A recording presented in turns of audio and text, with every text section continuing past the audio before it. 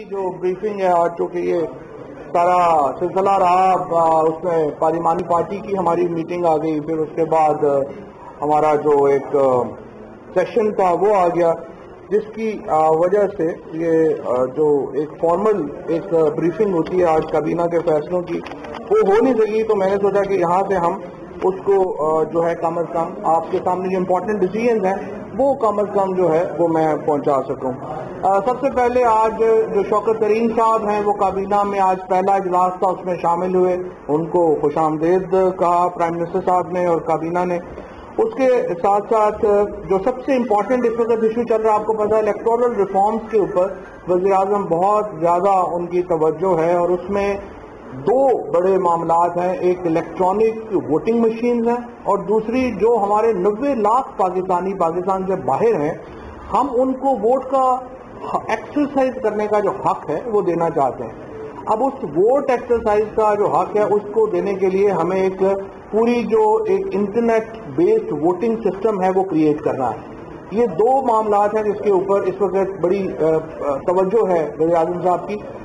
जो electronic voting machine है उसकी जो टेक्नोलॉजी पार्ट है वो बिल्कुल मुकम्मल है, हमने वो पूरा मुकम्मल भी कर लिया है, बना भी लिया है, हमने वो डेमोन्स्ट्रेट भी कर दिया है। जो रूल्स का उसका हिस्सा है उसमें एक बहस चल रही थी, पिछली दफा का जो पार्लियामेंट्री कमेटी की मीटिंग थी उसमें ही आया कि बाबर अवान साहब हाईकोर्ट के फैसले के बाद उसको चेयर कर सकते हैं कि नहीं कर सकते, उसकी वजह से वो डिले हो रहा था। तो आज फरोग नसीम साहब को ये हदायत की है वज़ीर आज़म साहब ने कि इसमें जो भी कानूनी नुक्ता नज़र से चीज़ फाइनल होती है उसको फाइनल करें और रूल्स में तरमीम जो है वो की जाए।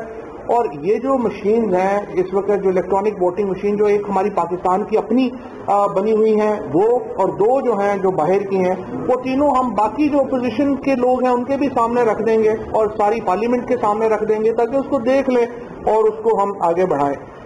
एक जो दूसरा मसला है वो ये है कि जो हमारी ओवरसीज पाकिस्तानियों को हम वोट का हक देना चाहते हैं इंटरनेट बेस्ड, उसके लिए जाहिर है कि उसमें प्रॉब्लम्स हैं, सिक्योरिटी के प्रॉब्लम्स हैं कि वोट का जब आएगा तो कैसे वहाँ पे उसकी सिक्योरिटी रहेगी या नहीं रहेगी। और तकरीबन 90 लाख लोग जो हैं वो बाहर हैं, 1 करोड़ लोग समझिए, उनको डिसएनफ्रेंचाइज भी जो है वो हम नहीं कर सकते। और ये किसी और हुकूमत ने, इमरान खान की हुकूमत से पहले इन लोगों का नहीं सोचा। 28 करोड़ रुपए की लागत से एक कंसल्टेंट जो है वो उनको दिया गया है ये बात देखने की कि कैसे हम सिक्योर इंटरनेट वोटिंग बना सकते हैं ओवरसीज पाकिस्तानियों के लिए, और उसके ऊपर जो पेशरफ्त है वो हुई है। उसके बाद वज़ीर आज़म साहब की हदायत के ऊपर जो तहरीके लब्बैक से कालदम जो लब्बैक तहरीक है उससे जो गुफ्तगू हुई धरने वगैरह के मामलात के ऊपर, उसके ऊपर जो है वो ब्रीफिंग हुई और शेख रशीद साहब ने और नूरुल्लाह कादी साहब ने जो है वो ब्रीफिंग उसको लीड किया और वो तमाम जो मामलात हैं वो सामने लाए गए। उनमें से ज़्यादातर चीज़ें हैं जो अब आपको पता ही हैं और जो जिसके ऊपर जो है कोई इतनी बढ़िया जो मामला है वो रह नहीं गया। न्यूक्लियर और बायोलॉजिकल हथियारों से मुतल्लिक सामान, टेक्नोलॉजी और आलात की बरामद के हवाले से अक़वाम मुत्तहिदा की सिक्योरिटी काउंसिल की करारदाद 1540 पर मौसर तौर पर अमल दरामद को यकीनी बनाने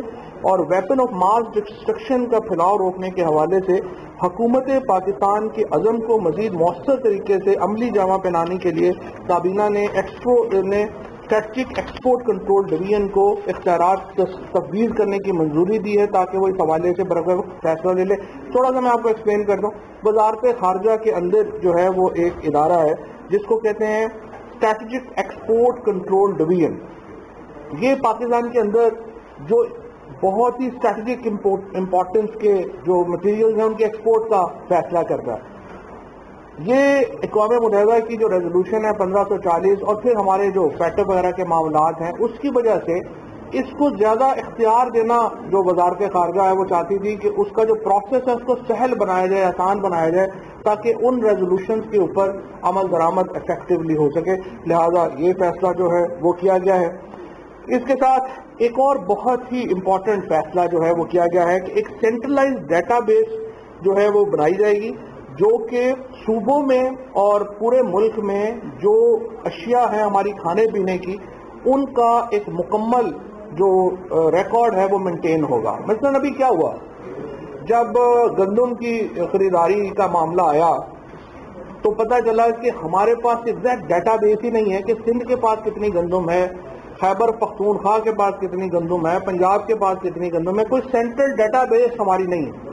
اور اس سے آپ کوئی بھی چیز پاکستان کے اندر جب شارٹیج ہوتی ہے تو آپ کو اچانک ہی پتہ چلتا ہے کہ جی مارکیٹ سے کوئی شارٹیج ہو گئی ہے، کیونکہ ڈیٹا بیس ہی آپ کے پاس نہیں ہے. تو یہ ایک سینٹرلائز ڈیٹا بیس بنانے کا آج جو ہے وہ کابینہ نے منظوری دی ہے، جس کے بعد پاکستان میں جو تمام صوبائی حکومتیں ہیں وہ اپنا ڈیٹا شیئر کریں گی فیڈرل گورنمنٹ کے ساتھ، اور ہمیں ایگزیکٹلی پتا ہوگا کہ کب کہاں کس چیز کی کمی ہے اور اس کو پھر اس کے مطابق تاکہ آگے جو ہے وہ چلایا جا سکے. تو یہ بڑا امپورٹنٹ ایک ڈیسیژن ہے. آپ کو معلوم ہے جو ہاسپٹلز کا ایک معاملہ چل رہا ہے، وفاقی میڈیکل ٹیچنگ انسٹیٹیوٹ اور ان سے ملحقہ ٹیچنگ ہسپتالوں کا انتظام اور کارکردگی کو بہتر بنانے کی غرض سے مختلف اداروں میں صدر پاکستان کی جانب سے فیڈرل ٹیچنگ انسٹیٹیوٹ آرڈیننس 2020 کا نفاذ کیا جا چکا ہے. ان میں Jinnah post graduate medical centre, national institute of child health, national institute of cardiovascular diseases Karachi اور Pakistan institute of medical sciences جو ہیں وہ شامل ہیں. اچھا، یہ جو لوگ صحت کے معاملات کو دلچسپی رکھتے ہیں اور جو اس کو دیکھتے ہوں گے ان کو معلوم ہے کہ یہ جو 5 بڑے ہسپتال تھے ان کا معاملہ چل رہا تھا کہ یہ صوبے میں ہونے چاہیے یا وفاق میں ہونے چاہیے، اور یہ سپریم کورٹ کا حکم تھا کہ اس کو وفاق کے اوپر جو ہے وہ لایا جائے. وفاقی کابینہ نے ان اداروں کے بورڈ آف گورنرز کو تعینات کرنے کی منظوری دی ہے. ان کے جو نام ہیں وہ board of governors for institute of child health Karachi میں ڈاکٹر احسن ربانی، پروفیسر ڈاکٹر وسیم قاضی اور عامر اے اللہ والا. Board of governors institute of cardiovascular diseases Karachi میں ڈاکٹر حسنات محمد شریف، ڈاکٹر سرمد جے عثمانی، حسن عزیز بلگرامی. اور بورڈ آف گورنر بائی جنا پوسٹ گریجویٹ میڈیکل سینٹر، اس میں ڈاکٹر امتیاز ہاشمی، پروفیسر ایس ٹیپو سلطان. اور پمز اسلام آباد جو ہے اس کا مزمل رشید صاحب کو جو ہے وہ بورڈ آف ڈائریکٹرز میں جو ہے وہ نامینیٹ کیا گیا ہے. اس کے علاوہ بھی میں آپ کو یہ بتا دوں کہ ہماری کوشش یہ ہے، خصوصاً سندھ گورنمنٹ کے ساتھ ہماری کوشش یہ ہے کہ یہ جو ہاسپٹلز ہیں اس کو ہم صوبے کا تعاون حاصل کریں اور مل ملا کے اس کو جو ہے وہ ہم آگے بڑھیں. سپریم کورٹ کا تو فیصلہ ہے کہ وفاقی حکومت اس کو چلائے اور بورڈ آف گورنرز کو، اور اس کے مطابق ہم چل رہے ہیں. صوبہ چاہ رہا تھا کہ ان کو جو ہے وہ دیا جائے، اور صحیح بات یہ ہے کہ وفاقی حکومت کی بہت کوئی خواہش بھی نہیں تھی کہ ان ہسپتالوں کو چلایا جائے، لیکن حالت اتنی بری ہے ان ہسپتالوں کی اور معاملات اتنے خراب ہیں کہ سپریم کورٹ کے فیصلے کے اوپر عمل درآمد کیے بنا چارہ بھی کوئی نہیں ہے. لیکن ہم چاہتے ہیں کہ صوبے کے ساتھ مل کر کے ایک ایسا میکنزم کریٹ کیا جائے کہ جس میں یہ معاملات جو ہیں وہ آگے چلے جائیں. افغانستان میں جو یونائٹڈ نیشن اسسٹنس مشن ہے اور یونیسیف کی درخواست ہے، ان کو مد نظر رکھتے ہوئے کراچی سے کابل تک جو کنٹینرز کی کچھ جو ان کے یونیسیف کے جو کنٹینرز ہیں ان کی ترسیل کی اجازت جو ہے وہ دی گئی ہے. خالد حامد صاحب کو نیشنل انشورنس کمپنی کا جو چیف ایگزیکٹو آفیسر ہے وہ مقرر کیا گیا ہے. پاک ایران سرحد پر بارڈر مارکیٹس کے قیام کے لیے ایران سے مفاہمت کی یادداشت پر دستخط کی منظوری دی گئی ہے. ظہیر عباس کھوکھر جو ہیں وہ ہمارے نئے چیئرمین بیت المال ہوں گے. ظہیر عباس صاحب جو ہیں وہ ہمارے لاہور کے بہت ہی سرکردہ رہنما بھی ہیں اور بڑا اچھا نام ہے، and especially I want to congratulate Zaheer Abbas Khokhar. اسی طرح سے جو 10 تقسیم کار یعنی ڈسٹریبیوشن کمپنیز ہیں ہماری جو بجلی کی، ان میں جو صارفین کے نمائندوں کی شمولیت کی منظوری جو ہے وہ دی گئی ہے. یہ سول سوسائٹی سے ان کا نام ہوگا.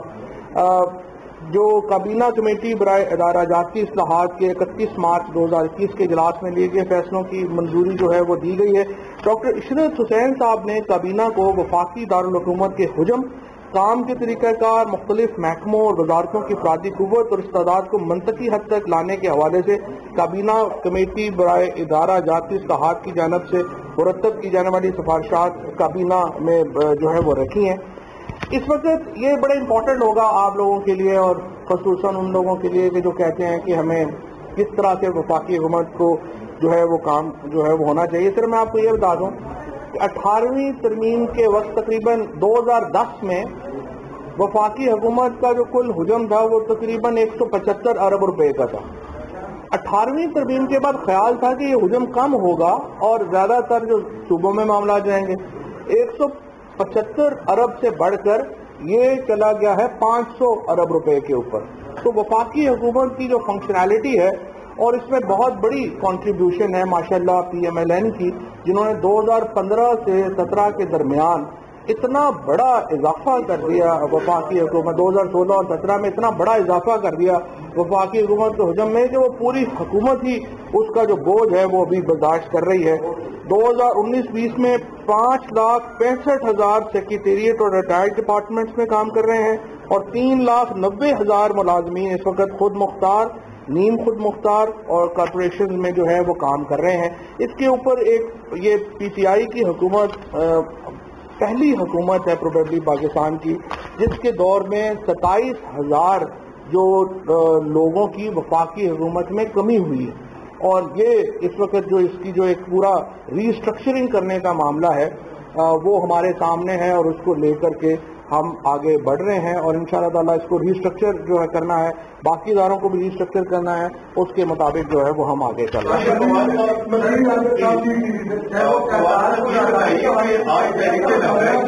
ہاں کرتارپور میں جو ایگزمپشن مانگی گئی تھی ایف ڈبلیو او کی، اس کے اوپر ابھی میرے پاس ہے نہیں کہ وہ منٹس میں آیا یا نہیں آیا، کیونکہ 2-3 ایجنڈے جو ہے وہ ڈیفر کر دیں. پہ ڈسکشن ہوئی تو کیا گورنمنٹ کنفیوژن دور کی کہ تحریک دبیگ سے آج پابندی اٹھا لی گئی ہے یا پابندی برقرار ہے؟ دیکھیے پہلی بات تو میں آپ کو یہ بتاؤں کہ جو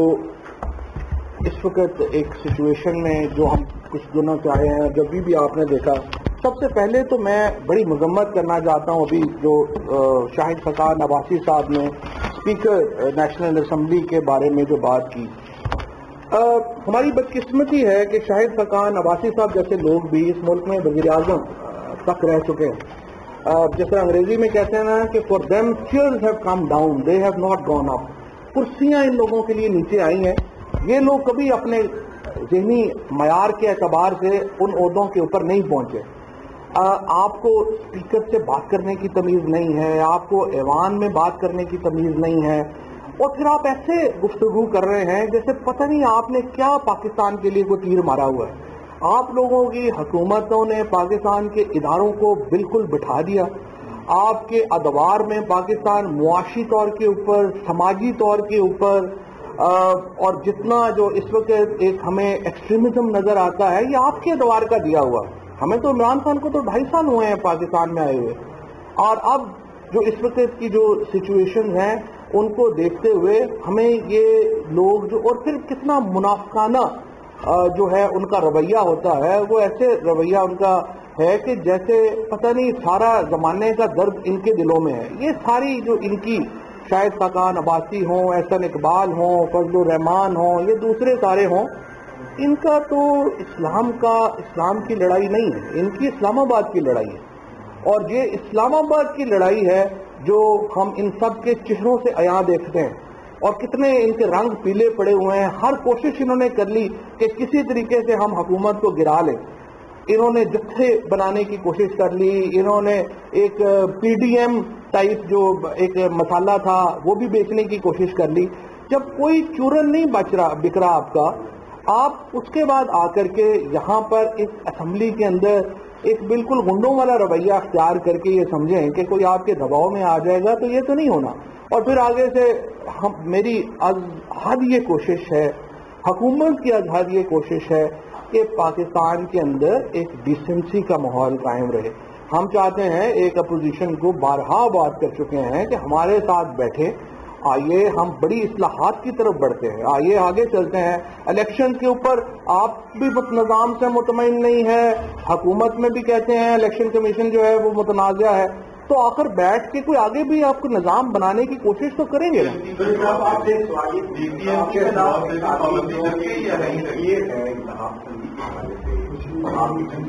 میڈیا میں بھی ماشاء اللہ آپ کو بڑا پذیرائی ملتی ہے کہ کلیئر ہیڈڈ آدمی جو ہے وہ ہے. تو لیکن سر آپ یہ دیکھ رہے ہیں کہ پوائنٹ چوری کا موقع حکومت بھی نہیں چاہتے. فار ایگزامپل آج وزیر نصیر نور صاحب نے جو ہے وہ ممتاز قادری کی پھانسی کا بھی تانا دیا مسلم لیگ نون کو، جیسے کہ وہ کوئی غلط اقدام تھا. کل وزیراعظم پاکستان اپنی تقریر میں حوالہ دیتے ہیں اسی طرح سلمان رشدی ملون کی بات کا، تو یہ تو آپ بات کر رہے ہیں کہ پاکستان میں اب کہتے ہیں کہ مہذب اور جو ہے ایک دوسرے کے احترام کا جو سلوک ہو ایوان کے اندر ہو پائے ہو، تو کیا اس کی ابتدا حکومت کو نہیں کرنی چاہیے؟ حکومت ہی نہیں کی ہے. اگر آپ دیکھیں پہلے یہ بات ہو رہی تھی کہ حکومت بات چیت نہیں کر رہی اور سب لوگ کہہ رہے تھے کہ حکومت کو بات چیت کرنی چاہیے، اور ہم نے کہا کہ بالکل بات چیت کرتے ہیں. ہم نے کانسٹیٹیوشنل امینڈمنٹ لے کے آئے الیکٹورل ریفارمز کے لیے، ہم الیکشن ایکٹ لے کے آئے الیکٹورل ریفارمز کے لیے، اسمبلی کے اندر پیش کیا، اس کو کہا کہ آگے لے کر کے جائیں. اس کو ابھی تک ہم ویٹ کر رہے ہیں، انتظار کر رہے ہیں کہ اپوزیشن اس کے اوپر اپنا موقف دے. اب انہیں کون سی شکیں ہیں جس سے ان کو اتفاق ہے، کون سی شکیں ہیں جس سے ان کو اختلاف ہے، اسی سے بات چیت آگے چلے گی نا. عدالتی نظام، ابھی جو آپ نے دیکھا کہ جو پرسیپشن انڈیکس آیا ہے پاکستان کے بارے میں، سب سے زیادہ عدم اعتماد لوگوں کو عدالتی نظام کے اوپر ہے. تو اب عدالتی نظام کس نے ٹھیک کرنا ہے؟ اگر پارلیمنٹ کو ہم ایک اکھاڑا ہی بنائی رکھے اور کھڑے ہو کے یہ کہیں کہ میں اسپیکر صاحب میں آپ کو جوتا ماروں گا، اور پھر ادھر سے بھی تو ظاہر ہے کسی نے آپ کو جوتا ایسے تو نہیں مارنے دینا نا، آپ ایک ماریں گے ادھر سے 100 جوتے آئیں گے. تو آپ ایسی باتیں کیوں کر رہے ہیں جس سے آپ عام آدمی کو لگے کہ یہ پارلیمنٹ کیا ہے، یہ تو ایک مذاق ہے، یہاں پہ ایسے ایسے جو ہے وہ جوکر آ کے کھڑے ہو جاتے ہیں، کیا کیا باتیں کرتے ہیں. اس سے لوگوں کا ایک تاثر پارلیمان سے جو ہے وہ بگڑتا ہے، اور ہمیں اس کے اوپر جو ہے وہ جانا چاہیے. یہ بتائیے گا کہ آج ریزولوشن آئی اسمبلی میں جس پر اپوزیشن نے عدم اعتماد کا اظہار کیا، کہا کہ متفقہ ریزولوشن جس کے لیے کل کا ٹائم دیا گیا، کیا حکومت فرانس کے سفیر کو ملک بدر کرنے کے فیصلے پر پہنچ گئی ہے کہ یہ قرارداد جو ہے وہ اسمبلی میں آ رہی ہے؟ دیکھیے، پہلی بات تو میں آپ کو یہ بتاؤں کہ جو ہمارا معاہدہ تھا وہ مکمل ہو گیا.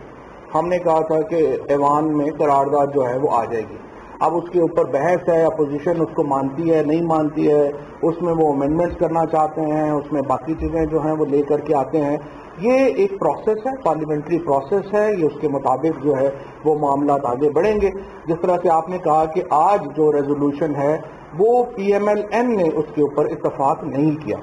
اور وہ اس کو بدلنا چاہتے ہیں. اب ظاہر ہے پی ایم ایل این کو ہم تو ڈکٹیٹ نہیں کر سکتے کہ انہوں نے کیا کرنا ہے یا کیا نہیں کرنا. وہ پی ایم ایل این اپنا موقف جو ہے وہ پیش کرے گی، اور اس کے بعد جو باقی جماعتیں ہیں ان کو بھی حق حاصل ہوگا کہ وہ اپنی اس کے اوپر جو ہے وہ ڈیبیٹ کریں. ہم پارلیمنٹ کو تو ڈکٹیٹ ہم تو نہیں کر سکتے، نہ ہی پارلیمنٹ کے اندر جو جماعتیں ہیں ان کو ہم ڈکٹیٹ کر سکتے ہیں کہ انہوں نے کیا کرنا ہے کیا نہیں کرنا. تو اسی لیے پارلیمنٹ کے حوالے کیا جاتی ہے بحث، جہاں پر آپ ایک کنسنسس چاہتے ہیں. جس سے پہلے ہم نے الیکٹورل ریفارمز کے اوپر جو بات ہے وہ بھی ہم نے پارلیمنٹ کے حوالے کی ہے. یہ جو ایک مسئلہ ہے اس کے اوپر بھی ہم نے پارلیمنٹ جو ہے اس کو دیا ہے. اور دوسرا، حکومت کا جو مینڈیٹ ہے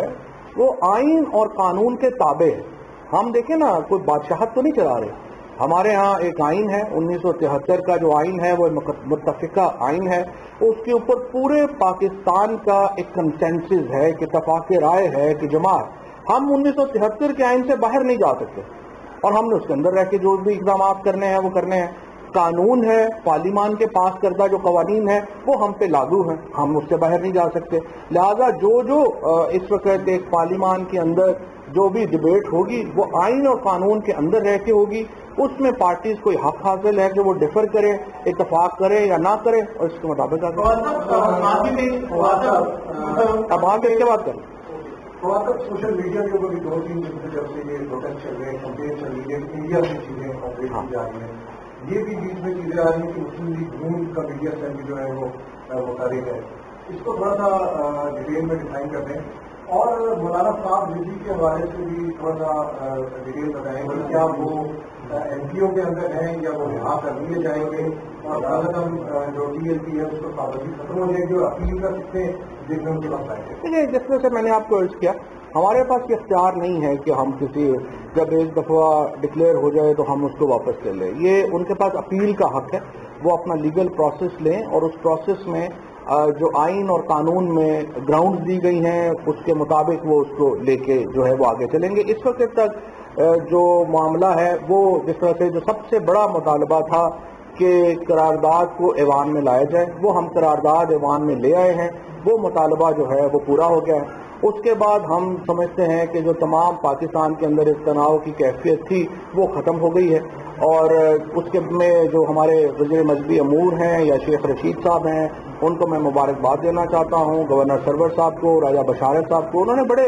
ٹینس مذاکرات کیے ہیں اور اچھا اس کا نتیجہ یہ نکلا ہے کہ ایک تناؤ کا ماحول ختم ہو گیا۔ باقی جو معاہدہ ہے ظاہر ہے کہ وہ قانون کے اندر ہے، اگر پرچے ہوئے ہیں تو وہ پرچے ہم تو نہیں ختم کر سکتے، وہ پرچے تو عدالتوں میں جانے ہیں۔ اسی طریقے سے جن صاحبان کو مینٹیننس آف پبلک آرڈر کے تحت گرفتار ہیں ان کو تو ہم چھوڑ سکتے ہیں کیونکہ وہ حکومت کا اختیار ہے، جن کے اوپر قتلوں کے پرچے ہیں ان کو نہیں چھوڑا جا سکتا کیونکہ وہ ہمارا اختیار نہیں ہے۔ تیسری بات، جو لوگ 800 پولیس والے یہاں پر زخمی ہوئے ہیں، 5 پولیس والے یہاں پہ شہید ہوئے ہیں، یہ نہیں ہو سکتا کہ ہم وہ پولیس والوں کا کہیں کہ وہ ہم بھول جائیں گے، وہ نہیں بھولا جا سکتا۔ جو ہمارے ہاں جو پولیس کے اوپر جنہوں نے ہاتھ ڈالا ہے، جنہوں نے پولیس والوں کو اوپر گولیاں چلائی ہیں، ان کو اپنی بے گناہی عدالتوں میں ثابت کرنی ہے، وہ حکومت اس سے کچھ ہمارا لینا دینا نہیں ہے۔ ایک سیکنڈ، انڈیا ون جو انڈیا کا دیکھیں ہم نے کیا کیا، اتوار کے دن پاکستان کے اندر جو احتجاج ہوا ہے اس پر تقریباً 2.5 لاکھ ٹویٹس اور سوشل میڈیا شیئر ہوئے ہیں۔ ان میں سے جو 70% شیئرنگ تھی وہ بوٹ کے ذریعے ہوئی تھی، یعنی ایک سافٹ ویئر ہے جو کہ ٹویٹس کو بڑھا چڑھا کے دیتا ہے، اور وہ اس کا جو ٹیریٹری تھی وہ ہندوستان تھی۔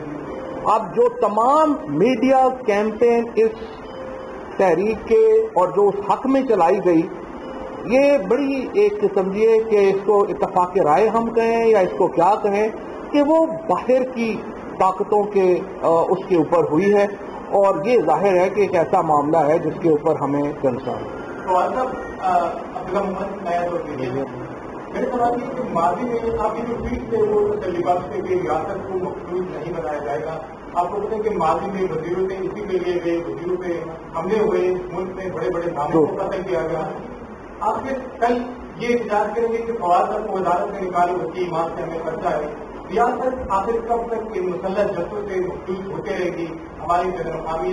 محاذ پر رسوائی ہوتی رہے گی، ریاست کا اصل چیزیں کب بحال ہے؟ بالکل آپ کی بات درست، 100% آپ کی بات صحیح ہے۔ ایک تاریخ ہے، اور جو تاریخ میں جب آپ نفرت کی فصلیں بوئیں گے تو آپ جو فصل ہے وہ محبت کی تو نہیں کاٹیں گے۔ جب آپ نے ایک طویل عرصے سے، اور اس میں جیوگرافیکل ہماری کروئلٹی آف جیوگرافی بھی ہے، جہاں پہ جس جگہ کے اوپر ہم ہیں یہاں پہ یہ جو سارا آپ کہیے کہ جو سارے زخم ہیں ہمارے اپنے ہی لگائے ہوئے نہیں ہیں، یہ باہر کے بھی لوگوں کی لگائے ہوئے ہیں۔ 80 کی دہائی سے اگر آپ قصہ کہانی شروع کریں تو وہ لوگ جو یہاں پر ہمارے سب سے زیادہ بڑے سپورٹر تھے، اب ہم جا کے دیکھتے ہیں تو انہی کے لکھے ہوئے ہیں کہ پاکستان میں یہ ہو گیا اور وہ ہو گیا۔ تو آپ کی جو بات ہے اس کو بالکل میں سمجھتا ہوں کہ آپ کی بات کی بڑی قدر ہے اور بالکل آپ بات صحیح ہے، لیکن حکومت کو ایک بڑی کمپریہنسو پالیسی بنا کے ہی آگے چلنا ہے، اور عمران خان کی حکومت کا یہ عزم ہے کہ ہم اسی کو پاکستان کو ایک پروگریسو پاکستان، ایک فیوچر کا پاکستان، اور جو مدینہ کی ریاست تھی وہ تو خود ایک ایسی ریاست تھی جہاں پر اختلاف رائے کو ٹالریٹ کیا جاتا تھا، جہاں پر اقلیتوں کو تحفظ حاصل تھا، جہاں پہ محبتیں بانٹی جاتی تھی۔ جب ہم مدینہ کی ریاست کا حوالہ دیتے ہیں تو ہم محبتوں کے اوپر مبنی ایک ریاست کا حوالہ دیتے ہیں، یا جس کو ابھی پھر ہم بعد میں جو اعتراض حسن صاحب نے بھی جیسے کہا تھا کہ ریاست ہوگی ماں کے جیسی، تو یہی وہ ریاست ہے جس کا خواب وزیر اعظم دیکھتے ہیں، اور اسی کی طرف انشاءاللہ ہمارا عزم ہے بڑھنے کی۔ ایک طرف تو اس میں حساس معاملہ ہے، باقی سے محبت کا ارادہ آپ نے دیکھا ہر کسی نے ہی اس کے اوپر بات کی، اس پہ کمپرومائز ہو نہیں سکتا۔ دوسری طرف سیاسی جماعتیں جو ہے کسی کو نیچا دکھانے کی کوشش کر رہی، اس کے اوپر سیاست ہو رہی ہے، وقت کا تقاضا کیا ہے؟ وقت کا دیکھیے، اسی لیے میں نے آپ سے یہ کہا کہ میں اس وقت نہیں چاہوں گا کہ مسلم لیگ نون کو کہے کہ جی وہ اس میں انڈیا کے ساتھ ملی ہوئی ہے اور اس طرح سے ٹویٹس کر رہے ہیں، ان کا سوشل میڈیا کر رہا ہے یا کچھ کر رہا ہے۔ میں سمجھتا ہوں کہ یہ بھی وقت نہیں ہے ہمیں اس طرح کی باتوں کا۔ ہم ایک پاکستان کو ایک سمجھتے ہیں کہ جو پاکستان کی سیاسی جماعتیں ہیں ان کو مل کر ہمیں اس گرداب سے نکلنا ہے، اور جو تمام اپوزیشن کا جو رویہ ہے اس کو مصالحانہ ہونا چاہیے، آگے بڑھنا چاہیے۔ جو آج اس طرح کی گفتگو خاقان عباسی صاحب نے کی ہے، نون لیگ کے اپنے لوگوں سے میں کہوں گا اس کی مذمت کریں، تاکہ ایک ماحول اچھا ہو اور ہم اس کو ایک ایسا ماحول کریٹ کر سکیں جس میں پارلیمنٹ سلوشنز کا ایک حل، مسائل کے حل کا فورم بنے، مسائل کو بڑھانے کا فورم نہ بنے۔